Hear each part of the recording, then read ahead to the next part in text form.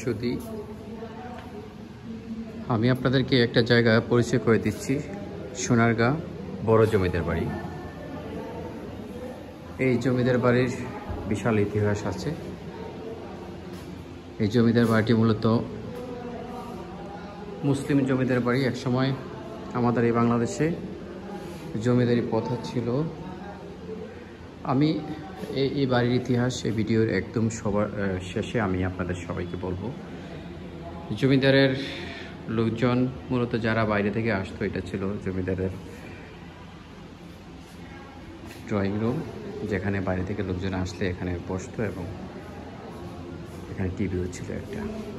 উপরে কারুকাজটা অনেক সুন্দর, যদি আমি একটু দেখাই। এটা হলো ছাদ। বিশাল বড় বাড়ি। বাড়ির প্রতিটি দরজা এবং জানালা কাঠের। দেখেন, আসলে আগে কাঠের যে দরজাগুলো ছিল সেগুলো কিন্তু মূলত স্বাস্থ্যসম্মত ছিল। এটা হচ্ছে বারান্দা। এটা একদম ঢুকতেই এই যে বাইরে আমি দেখাচ্ছি, এই সাইডটা হচ্ছে বাইরের সাইড। মূলত বাইরে থেকে যদি কোনো অতিথি আসতো, এই যে গেট, এখান দিয়ে এসে তারপরে আসতো, এখানে এসে তারপরে এখানে নিউ গেস্ট জায়গা এখানে অবস্থান করত।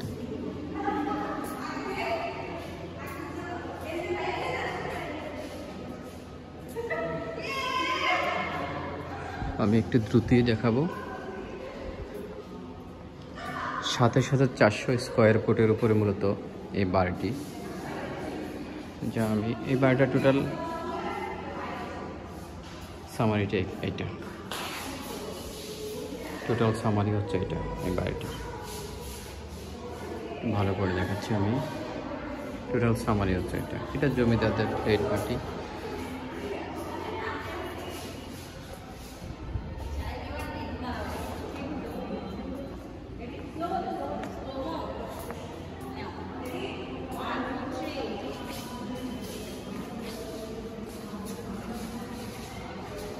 এটা হচ্ছে খাট।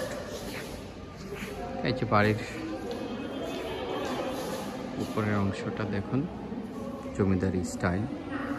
জমিদাররা মূলত সবসময় উপরের পরে থাকতো। আমরা বাংলা অথবা আমাদের বিদেশে অনেক ছবি আমরা যেগুলো দেখি, যে জমিদারিত্ব। এক সময় আমাদের বাংলাদেশের প্রাচীন বৈশিষ্ট্যের মধ্যে অন্যতম ছিল জমিদারি প্রথা। শুধু এটা ছিল জমিদারের সে ড্রেসিং টেবিল। হয়তো কোনো এক সময় জমিদারের পরিবারের লোকজন, জমিদারের স্ত্রী, জমিদারের মেয়ে ছেলেরা এখানে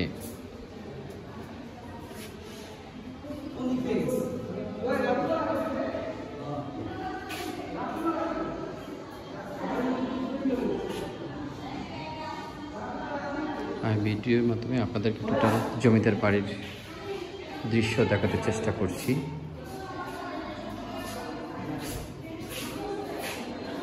এখানে কিছু কাঠের মূর্তি আছে। এখানে আরেকটা লুকিং গ্লাস আছে। দেখেন, লুকিং গ্লাসের উপরে ঈগল পাখির শ্যাডো আছে। প্রতিটা বাড়ির সিলিংয়ের ডিজাইনটা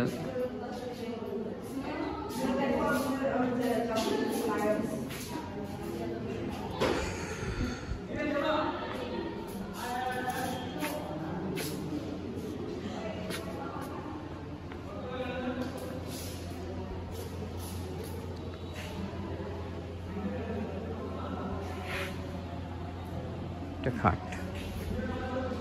আমি বাড়ির এই পাশের ডিজাইনটা দেখাই, অনেক সুন্দর কারুকাজ, খুব সুন্দর।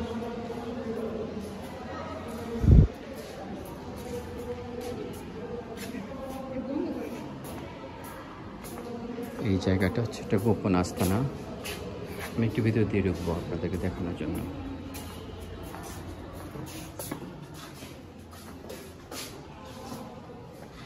এই যে দেখুন জমিদারদের এটা একটা গোপন আস্তানা ছিল। এখানে জমিদাররা তাদের প্রাচুর্য, ধন সম্পদ, স্বর্ণ ইত্যাদি এইখানে রাখতেন এবং তারা এটা গোপন কক্ষ ছিল তাদের। এখানে বিভিন্ন সেফটি আছে, এখানে যে কেউ চাইলে আসতে পারবে না, বিভিন্ন ধরনের নিরাপত্তা থাকতো এখানে। এখানে আরেকটা ছোট রুম, এটা হচ্ছে সিলিং, সুন্দর কারুকাজ। আমি একদম কাছ থেকে যদি আপনাদেরকে দেখাই, এই যে এটা সিলিং।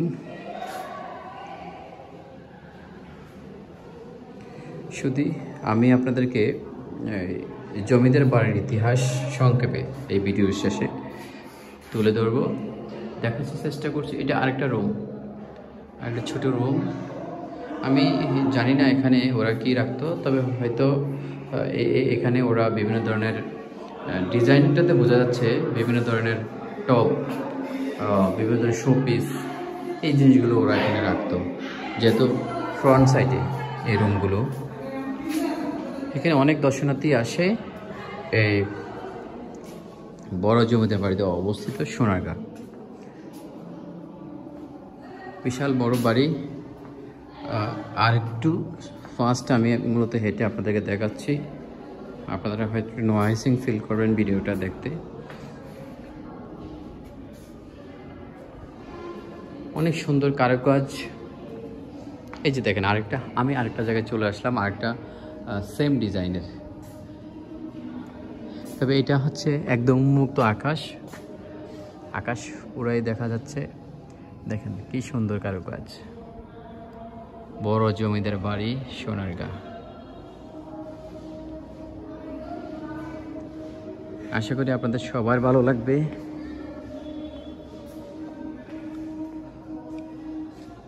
আজান হচ্ছে।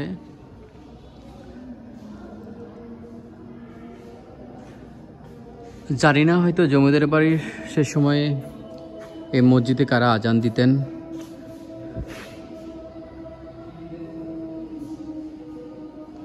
এখানে একটা লেখা আছে,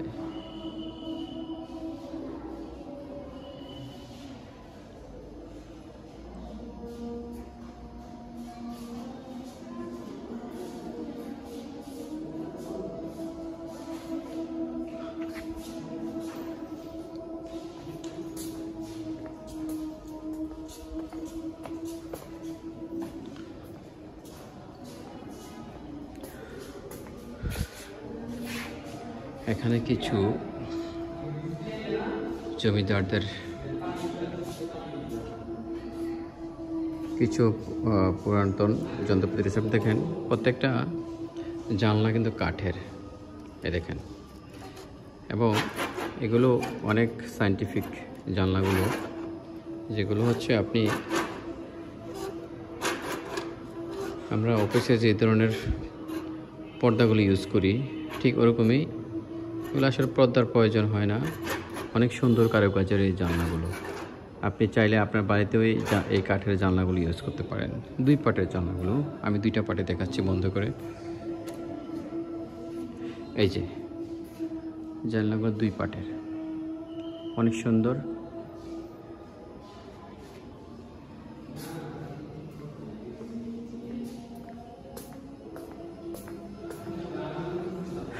এখানে বিশাল বড় জমিদার বাড়ি, 27,400 বর্গফুটের বাড়ি। সেখানে পুকুর রয়েছে, বিভিন্ন ডিজাইনের রুম রয়েছে। জানি না জমিদাররা এই রুমগুলোতে কী করতো। এখানে একটা স্থাপনা আছে, কাঠের উপরে কারুকাজ। এটা হচ্ছে জমিদারদের পুকুর। আমি দেখাচ্ছি পুকুরটা। আমি এখান থেকে বের হচ্ছি। এখানে একটা মূর্তি, যদিও মুসলিম ছিলেন, কিন্তু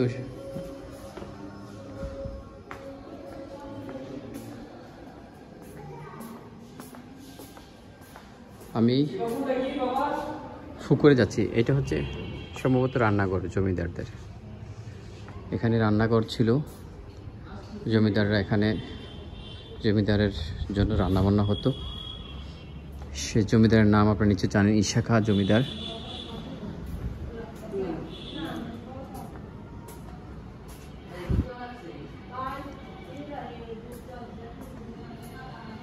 এখানে ঠিকই রান্না করে কিছু মহিলা রয়েছে। এই হচ্ছে জমিদারের আরেক মেয়ে।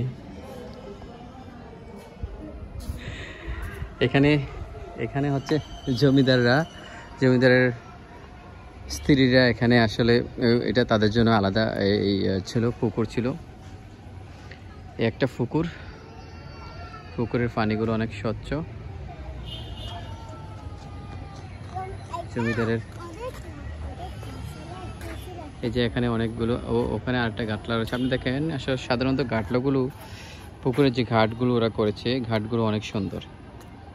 এখানে ইট দিয়ে, সবগুলো ইটের তৈরি,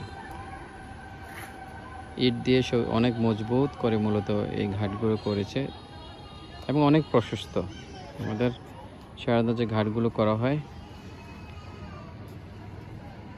এদিকে চলে আসো। আমি একটু বাইরের সাইডে চলে আসলাম।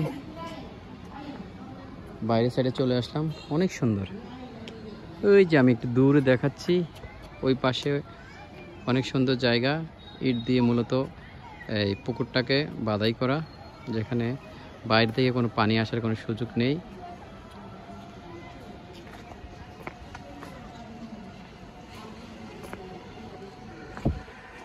আসলে যারা জমিদার ছিলেন, জমিদারদের যে আধিপত্য, জমিদারদের যে সাম্রাজ্য ছিল, তা চোখে পড়ার মতো। আমি ঘুরতে চলে আসলাম একদম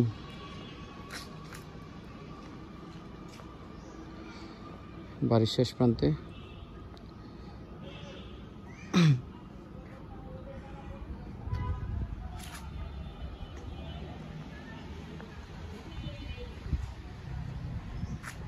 এই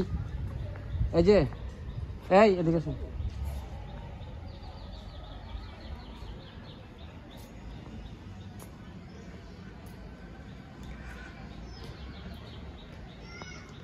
দেখেন, এই হচ্ছে জমিদার বাড়ির।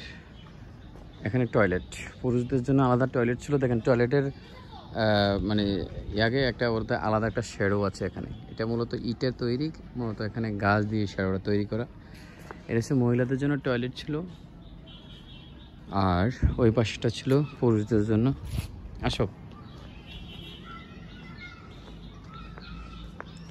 শুধু দেখাচ্ছি সোনারগাঁয়ে বড় জমিদার বাড়ির দৃশ্য। আশা করি ভিডিওটা আপনাদের কাছে ভালো লাগবে। এটা হচ্ছে আরেকটা পুকুর। জমিদার বাড়ির দুইটা পুকুর ছিল। যখন বাড়িটা নির্মাণ করে জমিদার ঈশা খাঁ, তখনই দুইটা পুকুর মূলত ওনার দুই পাশে আছে বাড়ির। এখানে আছে লালন চত্বর, পুতুল নাচ। এই যে ঘরটায় জমিদাররা রাত্রে সন্ধ্যার পরে হচ্ছে মূলত ওরা নাচের আসর তৈরি করত।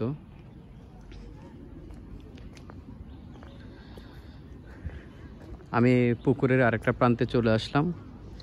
শুধু আপনারা নিশ্চয়ই জানেন, এই জমিদার বাড়িটি মূলত সোনারগাঁয়ের বড় জমিদার বাড়ি নামে পরিচিত, যা বড় সর্দার বাড়ি নামেও পরিচিত। একটি ঐতিহাসিক স্থাপনা যা নারায়ণগঞ্জ জেলার সোনারগাঁয়ে অবস্থিত। এটি প্রায় 600 বছরের পুরনো এবং পানামনগর থেকে 500 গজ দূরে অবস্থিত।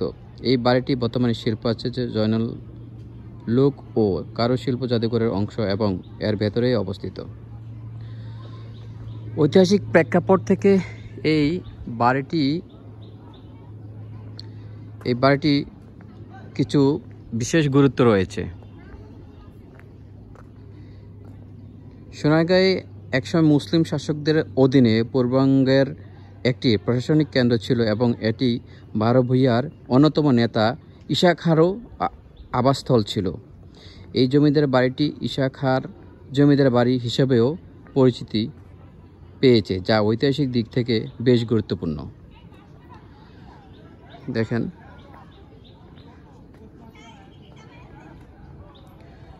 কিছু সংস্কারের পর এই বাড়িটি 1975 সালের জয়নুল আবেদিন কর্তৃক প্রতিষ্ঠিত লোক ও কারুশিল্প জাদুঘরের অংশ করা হয়েছে। স্থাপত্য ও বৈশিষ্ট্যের দিক দিয়ে বাড়িটির বিশেষ গুরুত্ব রয়েছে। সম্পূর্ণ আয়তাকার দ্বিতল এই ভবনটি বিভিন্ন আকারের প্রায় 70টি কক্ষ রয়েছে। প্রায় 27,400 বর্গফুট আয়তনের এই জমিদার বাড়িটিতে 85টি কক্ষ রয়েছে। দুটি বাঁধানো পুকুরের মাঝে অবস্থিত। আমি আগে একটি পুকুর দেখিয়েছিলাম আপনাদেরকে, এখন আরেকটা পুকুর যেটা আমি দেখাচ্ছি আমার ভিডিওর মাঝে। এই যে আরেকটা পুকুর।